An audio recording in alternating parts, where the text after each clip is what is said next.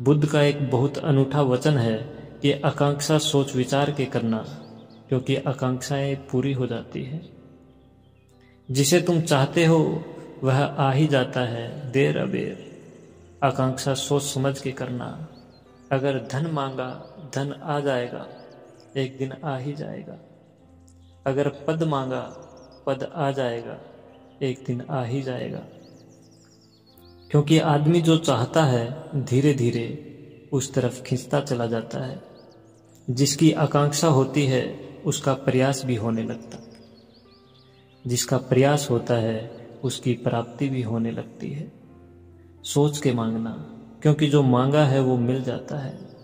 विचार के मांगना, नहीं तो पछताओगे, नहीं तो रोओगे, क्योंकि इतने दिन मांगने में गए, इतने दिन जो मांगा उसको इकट्ठा करने में गए।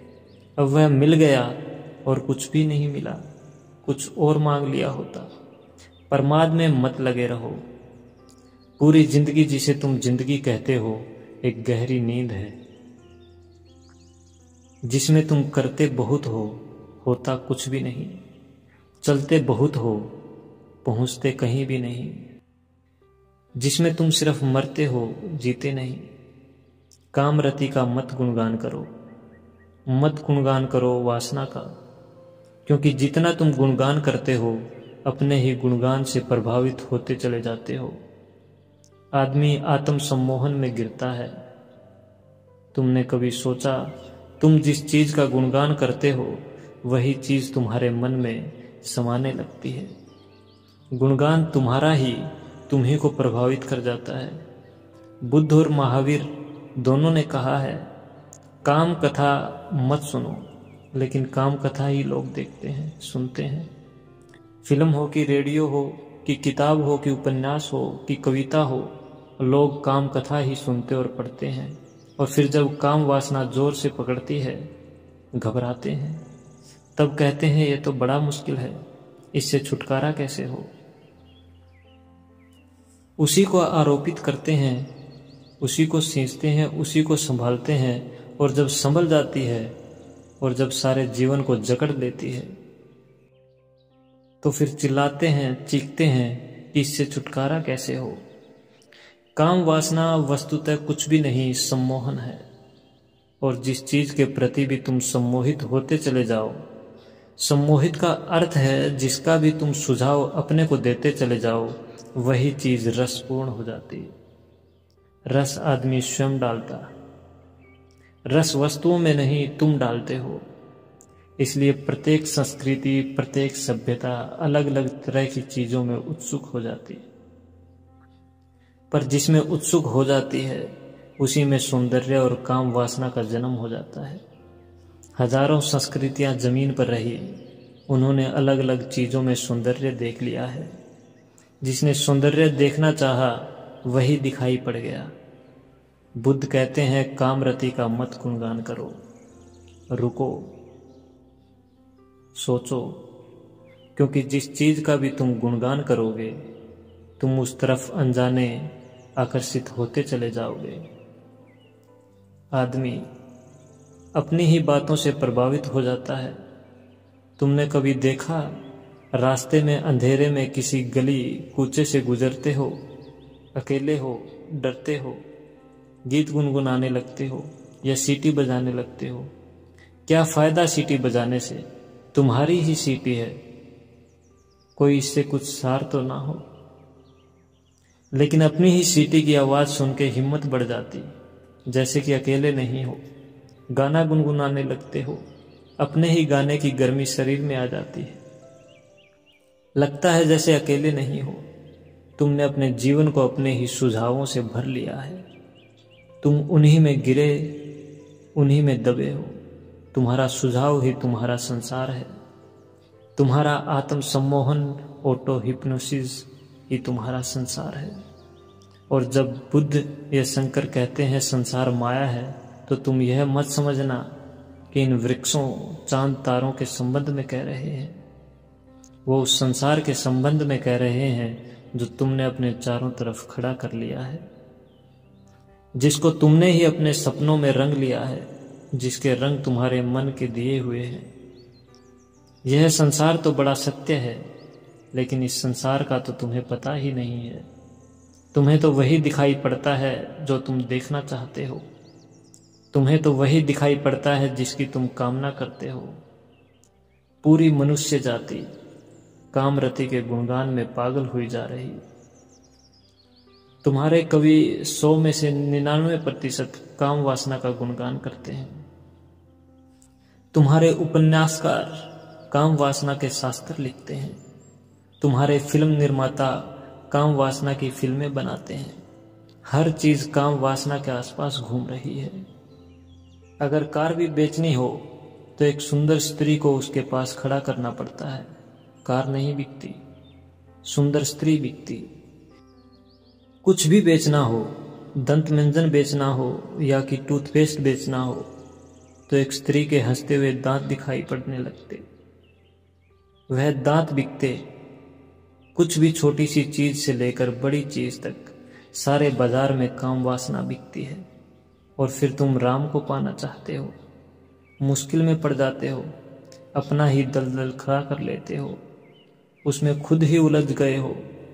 बुद्ध कहते हैं कामरति का मत गुणगान करो, क्योंकि वो गुणगान तुम्हें सुनाएगा। वो लोरी बन जाएगा और तुम परमात्मा में डूब जाओगे। अगर गुणगान ही करना है तो निर्वाण का करो, मोक्ष की चर्चा करो। अगर गुणगान ही करना है तो सत्य का करो, सपनों का नहीं। लेकिन सत्य को सुनने को कौन आता है? सत्य का गुणगान सुनने की किसको इच्छा है? सत्य की बात ही सुनकर कड़वी लगती है, क्योंकि सत्य तुम्हारे सपनों को तोड़ता है। सत्य दुश्मन जैसा मालूम पड़ता। इसलिए तो बुद्धों को हम पत्थर मारते हैं, जीसस को सूली पर लटका देते हैं, सुकरात को जहर पिला देते हैं। हम बर्दाश्त नहीं करते इन लोगों को, ये खतरनाक हैं। हम मजे से सो रहे हैं और गहरी नींद ले रहे हैं और बड़े मधुर सपनों में डूबे, और यह नासमझ आके जगाने लगते हैं कि जागो, सुबह हो गई। जैसे सर्दी की रात, अगर तुमने किसी को कहा सुबह उठा देना, हालांकि तुमने ही कहा है, लेकिन सुबह जब वह तुम्हें उठाता है तो मन में नाराजगी आती है कि यह दुष्ट आ गया, कहा तुम ही ने था। तो जब साधारण सर्दी की रात में सुबह उठने में ऐसी कठिनाई हो जाती, लोग अलार्म घड़ी को उठाकर पटक देते। अलार्म घड़ी का क्या कसूर है? तुम ही ने भरा था, अलार्म तुम ही ने बिस्तर के पास रखी थी। तो तुम सोचो, जब जन्मों जन्मों के जीवन की तंद्रा के बाद कोई बुद्ध पुरुष से तुम्हारा सौभाग्य से मिलना हो जाता है, तो तुम्हें दुर्भाग्य ही मालूम पड़ता है कि ये कहाँ की मुसीबत हो गई। चुपचाप मजे से सपना लिए जा रहे थे, एक करवट और लेते, थोड़ा और सो लेते। ध्यान रखो, अगर तुम बुद्ध पुरुषों की वाणी भी सुनते रहो तो भी धीरे धीरे तुम पाओगे तुम्हारे आसपास जो झूठ का एक जाल था वह खिसकना शुरू हो गया। सत्य की एक किरण भी गहन से गहन अंधेरे को तोड़ने में समर्थ है। छोटी सी किरण जन्मों का अंधेरा भी टूट जाता है। प्रमाद में मत लगे रहो, कामरति का मत गुणगान करो। प्रमाद रहित व ध्यान में लगा पुरुष विपुल सुख को प्राप्त होता है। एक ही सुख है और वह सुख है स्वयं में रमण। एक ही सुख है, वह सुख दूसरे में रमण का नहीं। काम वासना का सार है दूसरे में सुख की आशा। ध्यान का सार है स्वयं में सुख की खोज। बस ये दो ही यात्राएं हैं, या तो दूसरे को खोजो या अपने को। जिसने दूसरे को खोजा वह अपने को ना खोज पाया। जिसने अपने को खोजा उसे दूसरे की खोज की जरूरत ही ना रही। जिसने अपने को पा लिया उसने सब पा लिया। एक सूफी फकीर हुआ बहाउद्दीन। उसकी बड़ी ख्याति थी, उसके शब्द बड़े गहरे थे, उसका व्यक्तित्व बड़ा अनूठा था। दूर दूर से लोग यात्रा करके उसके पास आते, लेकिन सभी ठीक कारणों से आते थे ऐसा नहीं, क्योंकि कारण तो तुम्हारे भीतर होता है। एक आदमी उसके पास इसलिए आ गया था और शिष्य हो गया था कि कैसे मैं भी इतना प्रभावशाली हो जाऊं जैसा बहाउद्दीन। बहाउद्दीन उसे देखते कहा कि तुम गलत कारण से सही जगह आ गए हो। उस आदमी ने कहा, क्या मतलब? बहाउद्दीन ने कहा कि तुम अपने को बदलने नहीं आए हो, अपने को सजाने आए हो। और तुम मेरे पास ध्यान करने नहीं आए हो, तुम्हारी उत्सुकता अभी भी पर में है। तुम दूसरों को प्रभावित करना चाहते हो और यही तो ध्यान के विरोध में है। तुम सोच समझ के आओ। उस आदमी को बात तो सही लगी कि वो आया तो इसीलिए है कि दूसरे उससे कैसे प्रभावित हों, कैसे वह भी एक गुरु हो जाए। गुरु होने की आकांक्षा काम वासना है। बहाउद्दीन ने कहा, क्योंकि उसकी नज़र तुम्हारी नज़र इस पर है कि दूसरे मुझे कैसे माने, कैसे पूजे। इस बात की चिंता करता है कि कैसे मैं स्वयं हो जाऊं। कोई पूछेगा नहीं पूछेगा यह उसके विचार में भी नहीं आता। कोई पूछेगा या पत्थर मारेगा यह दूसरे समझें। ध्यानी अपने में डूबता है। उसको बात तो लगी। अब उसको बहाउद्दीन के सामने आना भी मुश्किल हो गया, तो वह छिप के आने लगा, यह देखने की जरूर कोई तरकीब होगी इस आदमी की जिसकी वजह से इतने लोग प्रभावित हैं। एक दिन बहाउद्दीन ने अपने खींचे से हीरा निकाला और कहा कि यह हीरा ऐसा ही मूल्यवान है जैसा सत्य मूल्यवान है, और यह हीरा बड़ा चमत्कारी है। उस आदमी ने सोचा कि मिल गई बात। इसी हीरे की वजह से आदमी इतना प्रभावित है। रात छिप गया वो। जब सब सो गए वह अंदर गया, खींचे से बहाउद्दीन का हीरा निकाल के भाग खड़ा हुआ। लेकिन हीरा लेकर उसने बड़ी कोशिश की, कोई प्रभावित ना हो। हाथ में रख के बैठा रहे, कोई पूजा ना करे। वो बड़ा परेशान हुआ कि मामला क्या है। हीरा तो वही है। ऐसे वर्ष बीत गए। एक दिन बहाउद्दीन उसके द्वार पर आया और उसने कहा कि अब बहुत हो गया, वो हीरा वापस लौटाओ। उस आदमी ने कहा, लेकिन मैं इसी हीरे के बल पर बड़ा प्रभाव पैदा करने की कोशिश कर रहा हूँ, कोई प्रभावित ही नहीं होता। मामला क्या है? बहाउद्दीन ने कहा, जब तक तू हीरा ना हो जाए तब तक तेरे हाथ में आया हीरा भी पत्थर हो जाए, और तू अगर हीरा हो गया तो तेरे हाथ में आया हुआ पत्थर भी हीरा हो जाता है। तू कब तक बाहर की चीजों में परेशान रहेगा?